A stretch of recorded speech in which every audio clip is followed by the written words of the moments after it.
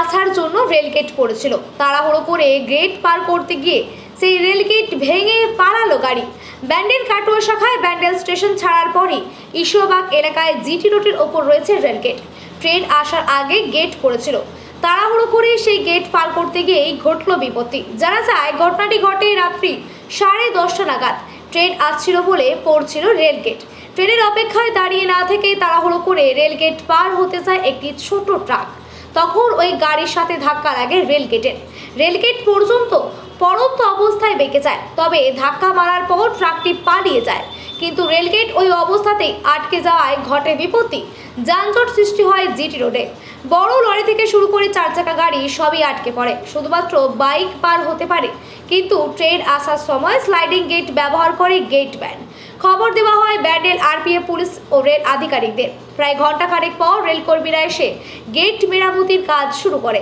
গেটে আটকে থাকা লরি চালক জানান, প্রায় ঘন্টাখানেক ধরে তিনি দাঁড়িয়ে আছেন। রেলগেট সরানো না হওয়ায় তিনি গাড়ি নিয়ে বেরোতে পারছেন না।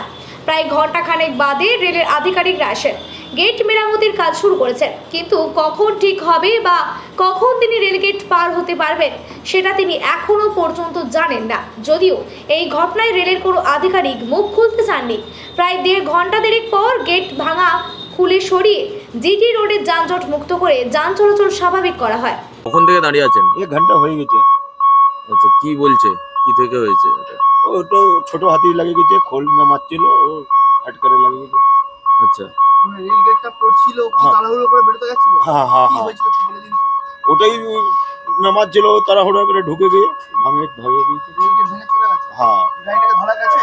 হ্যাঁ, ও তো ওখানে লোক ছিল অফিসে, ধোককে আইতে আইতে তো বেরিয়ে গেছে।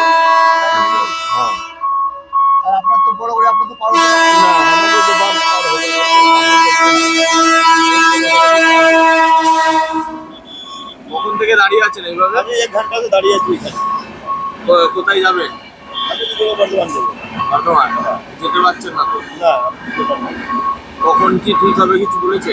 ও বলছে যে কি লোক আসছে, হয়ে যাবে কাজ।